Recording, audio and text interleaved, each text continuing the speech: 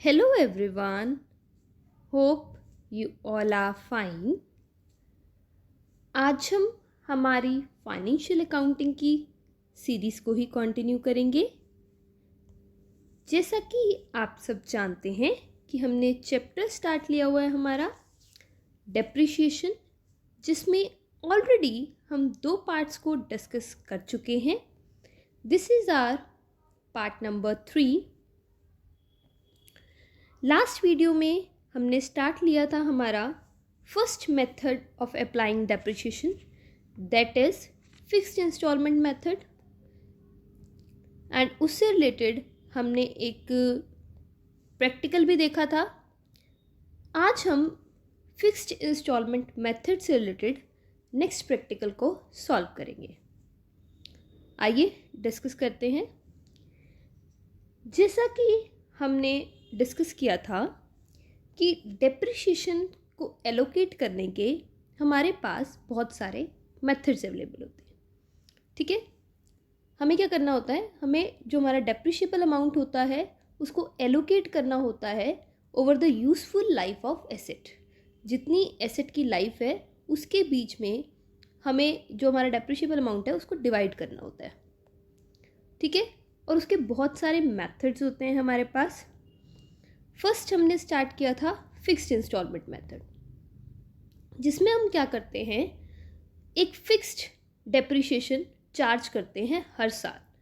इसमें हम जैसे 9 लाख हमें एलोकेट करना है 10 ईयर्स में, तो हम इक्वली क्या करेंगे, 9 लाख डिवाइड बाई 10, 90,000 हर साल चार्ज कर देंगे।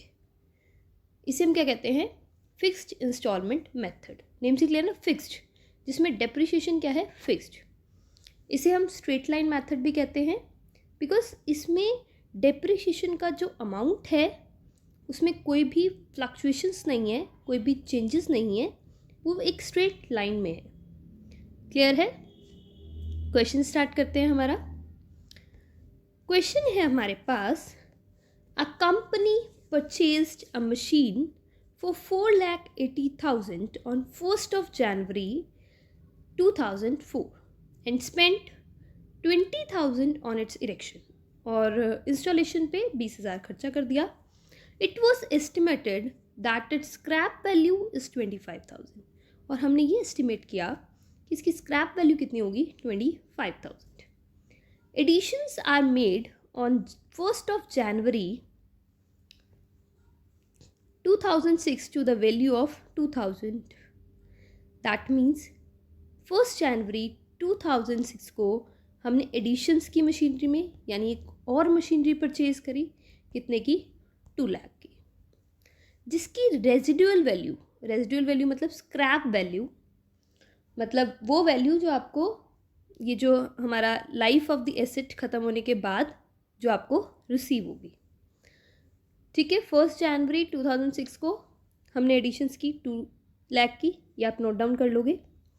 Next is further additions are made on 1st of July 2006।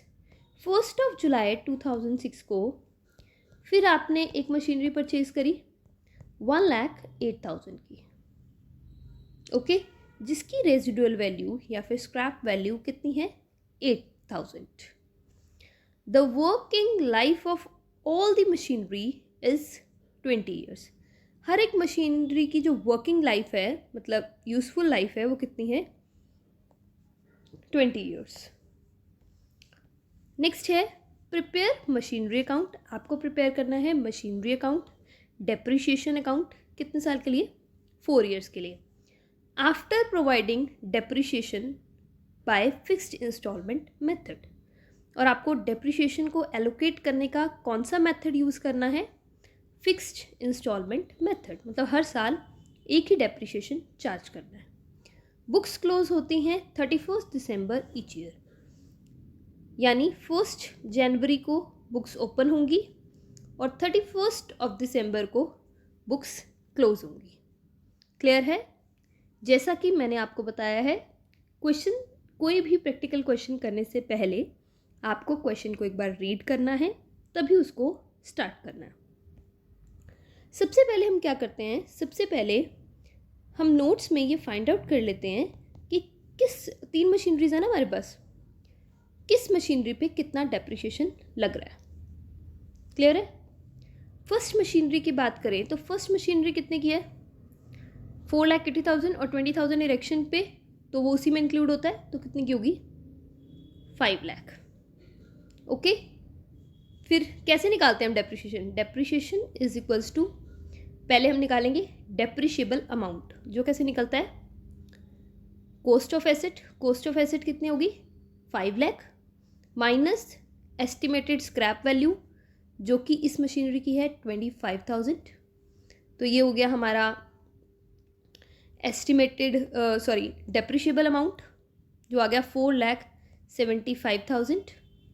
अब हम इसे डिवाइड कर देंगे किससे, estimated life of the asset जो कितनी है 20, मतलब इस अमाउंट को अब हम 20 ईयर्स में इक्वली एलोकेट करेंगे, तो एक साल का डेप्रिसिएशन कितना निकल गया, 23,750।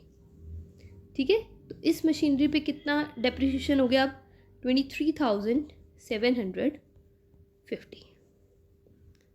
Got it? नेक्स्ट है मशीनरी हमने परचेज करी 2 लाख की, जिसकी रेजिडुअल वैल्यू है 15,000, यानी डेप्रिशिएबल अमाउंट कितना हो गया, कितना अमाउंट हमें डेप्रिशिएट करना है ओवर द लाइफ, कितना करना है, 1,85,000। अब इसको इक्वली एलोकेट करना है तो डिवाइड कर देंगे नंबर ऑफ ईयर्स से।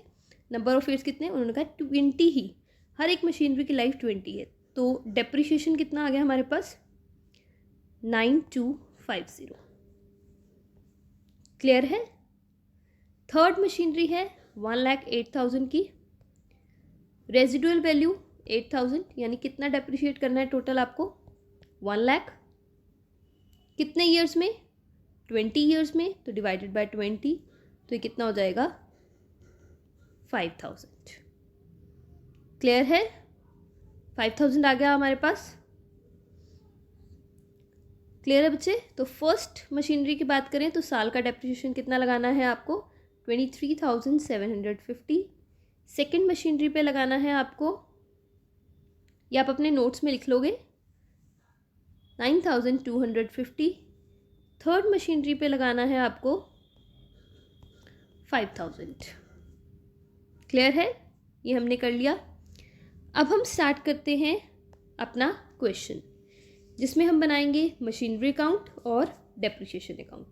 मैंने आपको बताया था वैसे ही लेजर की तरह। अब देखो, मशीनरी अकाउंट कौन सा अकाउंट होता है, किसको बिलोंग करता है, रियल अकाउंट को, जिसका रूल क्या कहता है, debit what comes in, credit what goes out. यानी जब मशीनरी परचेज करेंगे तो उसे क्या करेंगे, डेबिट व्हाट कम्स इन। जब मशीनरी पे डेप्रिसिएशन लगाएंगे या फिर मशीनरी को सेल आउट करेंगे तो क्या करेंगे, मशीनरी को क्रेडिट। क्लियर है बच्चे? और सेकेंड हम बनाएंगे डेप्रिसिएशन अकाउंट। देखो, पहले मशीनरी अकाउंट बना लोगे, date particulars amount, debit and credit. Second is depreciation, date particulars amount, debit and credit, depreciation account ऊपर लिखूंगा। ठीक है, क्लियर है बच्चे? फॉर्मेट बना लिया। अब धीरे धीरे इस क्वेश्चन को करते हैं। फर्स्ट इज, कंपनी ने मशीनरी परचेज करी 1 जनवरी 2004, यानी 1 जनवरी 2004 को हमारी मशीनरी आ गई कितने की, 4,80,000 की, तो डेबिट कर देंगे 4,80,000। और ये भी जो एक्सपेंसेस दिए वो भी मशीनरी में जाएंगे, तो हमने मशीनरी को डेबिट कर दिया किससे, 5 लाख से, और क्रेडिट क्या हुआ, बैंक। तो 1 जनवरी को मशीनरी अकाउंट डेबिट हो गया कितने से, 5 लाख से। क्लियर है? एंट्री होगी। उसके बाद अब हमने अकाउंट्स को क्लोज कब करना है, 31 दिसंबर को। तो 31 दिसंबर 2004 को आपको अकाउंट्स को क्लोज करना होगा। तो जब हम अकाउंट्स को क्लोज करते हैं तो हम डेप्रिसिएशन लगाते हैं, डेप्रिसिएशन को P&L में ट्रांसफ़र करते हैं और बैलेंस फाइंड आउट करते हैं। क्लियर है? अब देखो, अब आपको ये देखना है कि क्या 1 जनवरी 2004 और 31 दिसंबर 2004 तक कुछ और सेल परचेज तो नहीं हुआ? तो नो, कोई सेल परचेज नहीं हुआ। मैंने आपको लिखवाया था ना 3 चीज़ें कि 1 जनवरी 2006 को एडिशन हुई है। तो अभी इस साल में कोई एडिशन नहीं हुई, तो बस डेप्रिशिएशन लगा दो नॉर्मली। डेप्रिशिएशन फर्स्ट पे कितना निकाला था हमने? 23,750। तो डेप्रिशिएशन लगा दोगे 23,750। क्लियर है?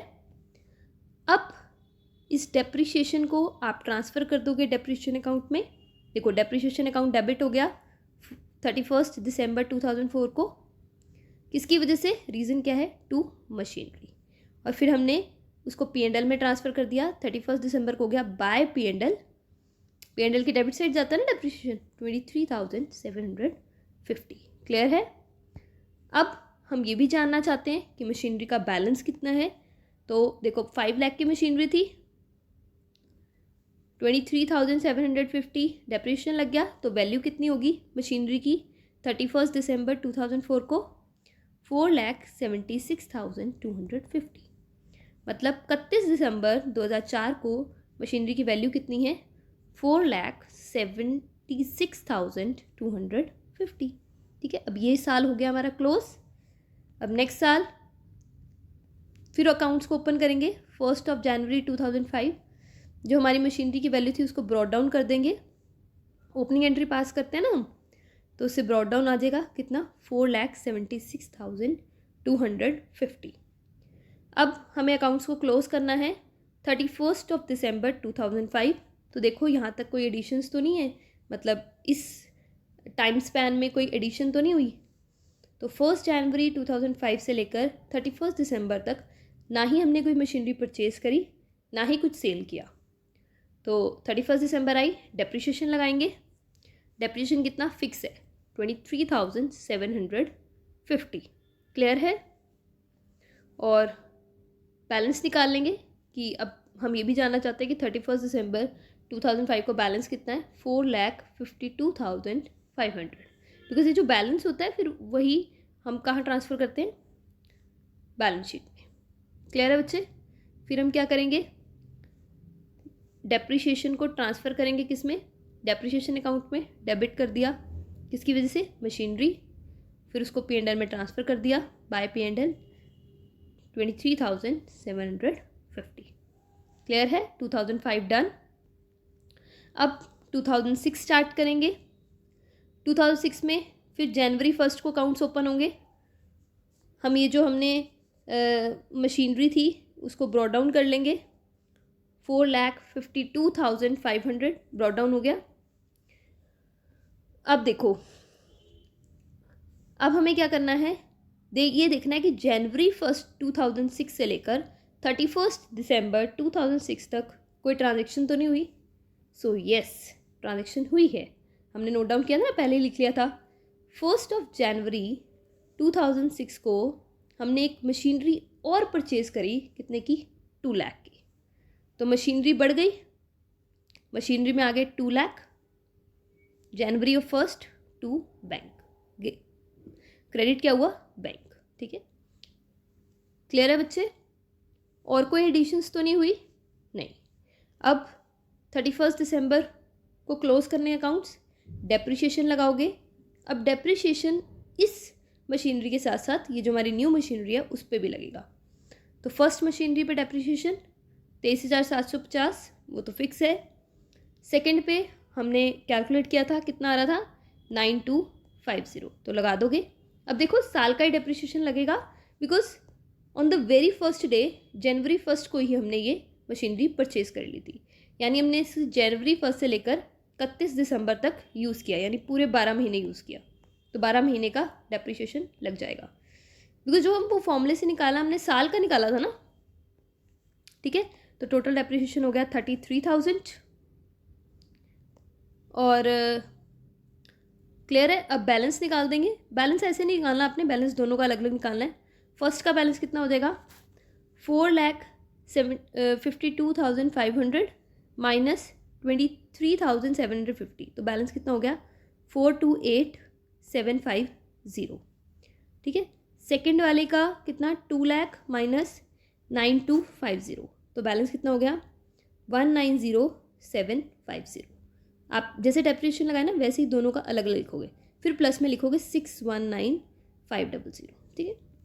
बिकॉज आगे जो क्वेश्चंस होंगे जब उसमें सेल करना होगा तो उसमें दिक्कत आएगी, तो स्टार्टिंग से ही एक मेथड फॉलो करो, ठीक है। क्लियर है बच्चे? अब ये जो डेप्रिसिएशन है वो डेप्रिसिएशन अकाउंट में ट्रांसफ़र कर दोगे, यहाँ पे इकट्ठे डाल दोगे डेबिट में 33,000। कब? 31 दिसंबर 2006। फिर इसको P&L में ट्रांसफ़र कर दिया 33,000। क्लियर है बच्चे? अब ये साल हो गया हमारा कंप्लीट। फिर नेक्स्ट ईयर 1 जनवरी 2007 को हम अपने अकाउंट्स को ओपन करेंगे। तो ब्रॉट डाउन कर लो इस बैलेंस को, कितना था 6,19,500। अब देखो 1 जनवरी 2007 से लेकर 31 दिसंबर 2007 तक हमने कोई नई मशीनरी परचेज या सेल तो नहीं की, तो की है 1 जुलाई 2007 को हमने 1,08,000 की मशीनरी और परचेज की है। तो मशीनरी ऐड होगी कितने से 1,08,000 से। यहाँ पे बैलेंस में 1 2 लिखना कि 1 का इतना है 2 का इतना है। क्लियर है? ठीक है, तो हमारी मशीनरी आ गई 1,08,000 की July of 1 to bank account. इसके अलावा कोई ट्रांजेक्शन है मशीनरी से रिलेटेड? नहीं, तो बस अकाउंट्स को क्लोज करो। क्लोज करोगे तो अब 3 मशीनरी पे डेप्रिसिएशन लगेगा। फर्स्ट पे फिक्स था 23,750, सेकंड पे 9,250, थर्ड पे हमने कैलकुलेट किया था 5,000, ठीक है। बट अब यहाँ देखो हमने मशीनरी कब ली? जुलाई 1 से। हम अकाउंट्स क्लोज कब कर रहे हैं? 31 दिसंबर। अब 31 दिसंबर को तो हमें डेप्रिसिएशन लगाना ही पड़ेगा जितना भी हमने यूज़ किया है, बिकॉज हमें पता है ना कि हमें इस साल के सारे खर्चे दिखाने हैं। अब हमने यूज़ कितने टाइम किया मशीनरी को? 6 मंथ्स। तो डेप्रिसिएशन भी किसका लगेगा? 6 मंथ्स का। अगर साल का डेप्रिसिएशन 5,000 है तो 6 मंथ्स का कितना हो गया? सीधा डिवाइड बाय 2 कितना हो गया? 2,500। या फिर ऐसे भी कर सकते हो 5,000 इंटू 6 मंथ्स का 6 डिवाइड बाई 12, बात एक ही है, ठीक है। तो कितना हो गया? 2,500। तो टोटल डेप्रिसिएशन हो गया 35,500, ठीक है। अब बैलेंस निकाल लोगे। बैलेंस वही फर्स्ट मशीनरी कितने का पिछला बैलेंस था हमारा? 4,28,750। अब उसमें से 23,750 लेस कर दोगे तो पहले का बैलेंस आ जाएगा 4,05,000। सेकंड का बैलेंस था पीछे 1,90,750, जो भी मैंने लिखा था ना, उसमें से लेस कर दोगे 9,250 तो आ जाएगा 1,81500। थर्ड है हमारे पास 1,08,000, 2,500 डेप्रिसिएशन लग गया तो इसकी वैल्यू होगी 1,05,500, ठीक है। तो इन टोटलिटी कितने के एसेट्स, कितने की मशीनरी होगी हमारे पास? अब 31 दिसंबर 2006 को मशीनरी की वैल्यू कितनी है? 6,92,000, ठीक है। अब ये डेप्रिसिएशन ट्रांसफ़र कर दो डेप्रिसिएशन अकाउंट में। डेप्रिसिएशन डेबिट हो गया 35,500 से 31 दिसंबर 2007, इसको P&L में ट्रांसफ़र कर दिया। क्लियर है बच्चे? Question is done. होप आपको ये क्लियर होगा। आज के लिए बस इतना ही। हम हमारा नेक्स्ट क्वेश्चन नेक्स्ट वीडियो में डिस्कस करेंगे। Thank you so much for your attention. Don't forget to like, subscribe and press the bell icon. Have a nice day.